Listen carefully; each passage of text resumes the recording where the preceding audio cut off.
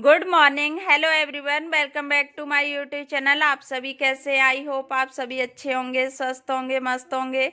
और अभी मॉर्निंग का टाइम हो रहा है तो मैं यहाँ कपड़े मेरे सूख गए तो मैं कपड़े इकट्ठा करने लगी। और मैं इसमें ब्लैंकेट है, मैं ब्लैंकेट में कवर डाल दूंगी और सूख गया मेरे।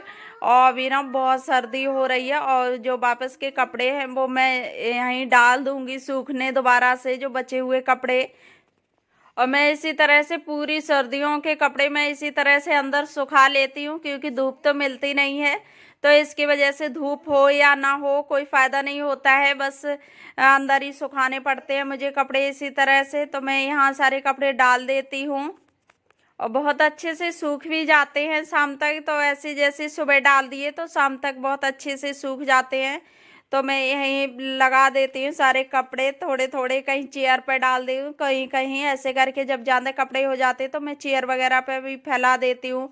फिर मैं लगाने लगी झाड़ू। और आज सर्दी बहुत हो रही थी, रूम में तो नहीं मालूम पड़ी, लेकिन बाहर निकलते ही इतनी तेज ज़्यादा कोहरा हो रहा था और सर्दी भी बहुत तेज थी। तो मैं सोचा कि चलो झाड़ू लगा देती हूँ, क्योंकि सुबह ना जितनी जल्दी काम कर लो उतनी जल्दी तो अच्छा लगता है। और फिर लेट होने में ना बहुत अजीब सा, क्योंकि सर्दी भी ऐसी लगेगी जैसे बढ़ गई हो।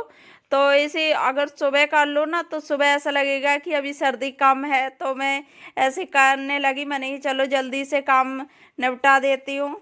तो ऐसे काम कर लो ना तो बहुत जल्दी हो भी जाता है और फिर पता भी नहीं चलता है। तो मैं सोचा ही मैंने चलो काम जल्दी जल्दी फटाफट हो जाए। और सर्दी के मौसम में जितनी भी जल्दी ना काम कर लो उतनी ही जल्दी फ्री भी हो जाते हैं, क्योंकि फिर दिन में अच्छा सा टाइम मिल जाता है।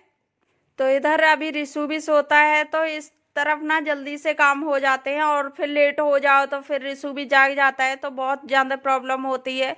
और छोटे बच्चों के साथ में इसी तरह से करना पड़ता है, देखना पड़ता है कि जब कब सो रहे हैं तब मुझे टाइम निकाल के काम कर लेना चाहिए। और अगर वो उनके जागने पे काम की शुरुआत करो तो काम कहीं भी ख़त्म नहीं होने वाले होते हैं।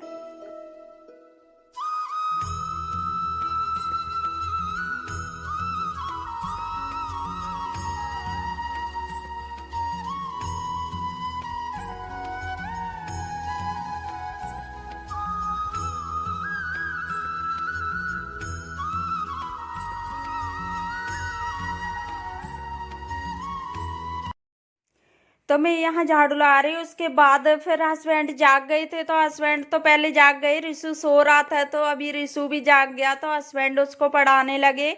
क्योंकि हम लोगों को जब भी एक दूसरे को टाइम जब मिल जाता है तभी हम लोग पढ़ा देते हैं। जैसे मुझे टाइम मिल जाए तो मैं पढ़ाती हूँ और अगर हस्बैंड को टाइम मिल जाए तो हस्बैंड पढ़ा देते हैं।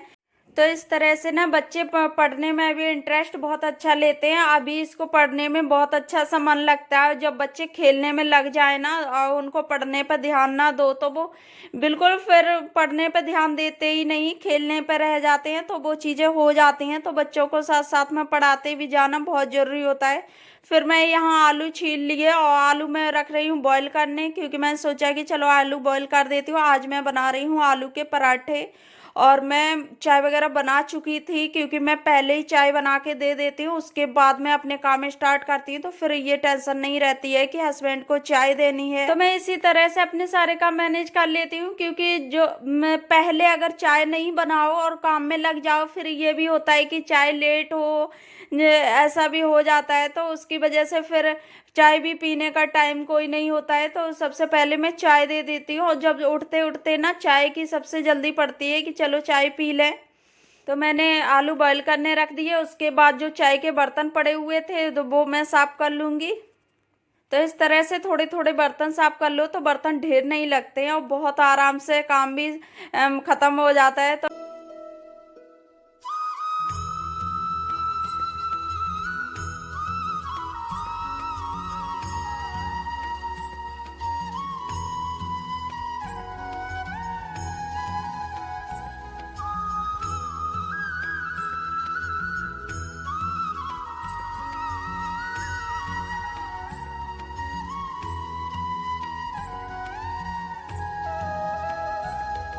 तो यहाँ हो गई मेरी बर्तन साफ और मैं करने लगी यहाँ पे क्लीनिंग, क्योंकि साथ साथ में क्लीनिंग कर दो तो टाइम का भी नहीं पता चलता है कि सारे काम भी हो जाते हैं, अपनी क्लीनिंग भी हो जाती है। तो मैं इसी तरह से कर देती हूँ ना, साथ में काम पता नहीं चलता है। अगर उन्हें फुर्सत में लेके काम करो ना तो बहुत ज़्यादा मालूम पड़ता है, तो ऐसा लगेगा कि अरे इस काम को भी करना है।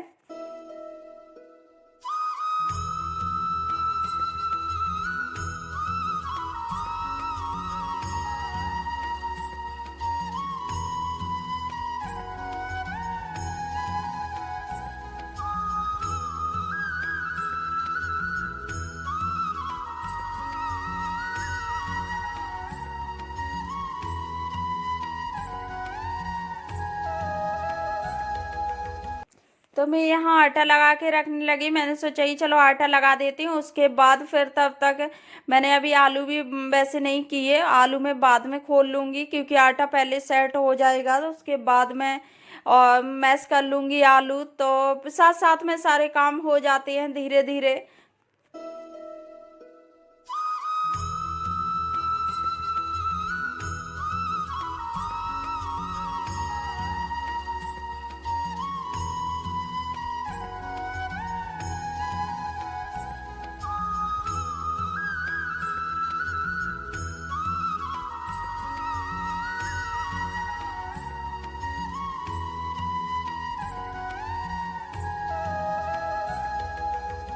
तो मैं यहाँ आलू मैश करने लगी। तो इसी तरह से ना सबके काम करने का तरीका अलग अलग होता है, तो कौन किस तरह से कर रहा है तो वो चीज़ें। और फिर मैं यहाँ रिशु के लिए आलू निकाल देती हूँ। और आप मेरे उसमें ब्लॉग में देखते ही होंगे, आलू के पराठे मैं कुछ ज़्यादा ही बनाती हूँ, तो उसी वजह से, क्योंकि हम लोगों को आलू के पराठे बहुत ज़्यादा पसंद है। और ज़्यादातर लोगों को पसंद होते ही हैं, शायद ही कोई ऐसा हो जिसे कम पराठे पसंद हो। नहीं तो किसी को भी पूछो, हर कोई यही कहता है कि मुझे भी अच्छे लगते हैं। तो इस तरह से हम लोग ना सर्दियों के टाइम सबसे ज़्यादा आलू के पराठे बनाते हैं, क्योंकि कचौड़ी वगैरह तो ज़्यादा ऑयली हो जाती हैं और पराठे ऐसे होते हैं कि थोड़ा कम ऑयल लगता है। तो उसकी वजह से फिर मैं यहाँ सारे मसाले इसमें ऐड कर देती हूँ।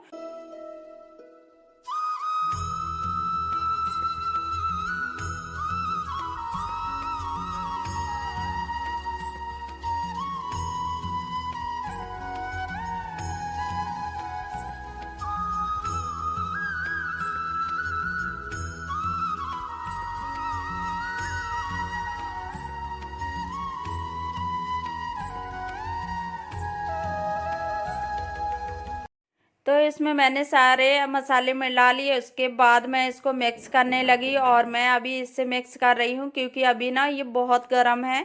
अगर इनको ठंडा होने का इंतज़ार करूँगी ना तो ये ठंडे होने के बाद फिर मैं मिलते नहीं हैं। तो मैं इसी से मिलाने लगी और ये थोड़े थोड़े ठंडे हो जाएंगे, फिर मैं इनको भी मिला लूँगी। तब तक मैंने सोचा कि रिशु के आलू थोड़े हैं तो इनको मिला के रख देती हूँ। तो इस तरह से मिक्स करके रख दो ना, तो फिर आराम से काम करने के बाद फ्री होके, जैसे नहाने के बाद फिर तुरंत बना लो तो ज़्यादा कोई झंझट नहीं लगते हैं। अगर पूरा काम पड़ा हो तो उसके बाद फिर बहुत ज़्यादा मुश्किल हो जाती है। तो मैंने सोचा कि चलो पहले आलू तैयार करके रख देती हूँ, उसके बाद ही मैं और काम दूसरा देखूँगी। तो इस तरह से जल्दी हो जाते हैं काम, अपने हिसाब से कर लो। जैसे हर किसी को अलग अलग तरह से काम करने की आदत होती है, तो मैं इसी तरह से कर लेती हूँ क्योंकि मैं सारी तैयारी करके रख दूँ, उसके बाद मैं नहाने के बाद लास्ट में सेक लेती हूँ।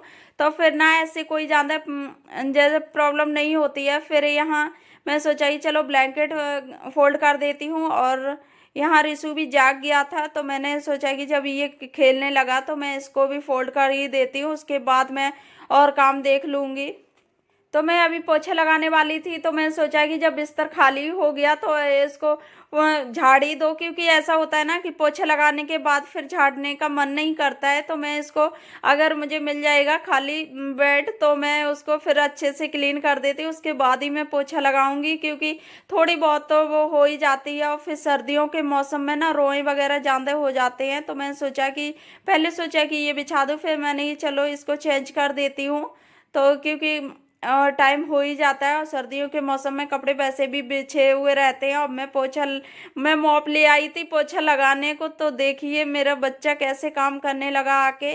और इसको ना अगर मॉप मिल जाए रखा हुआ तो फिर छोड़ता नहीं है और कह रहा हम लगाएंगे, हम ऐसे करके ये बिल्कुल नहीं। और बच्चे इसी तरह से बहुत ज़्यादा परेशान कर देते हैं।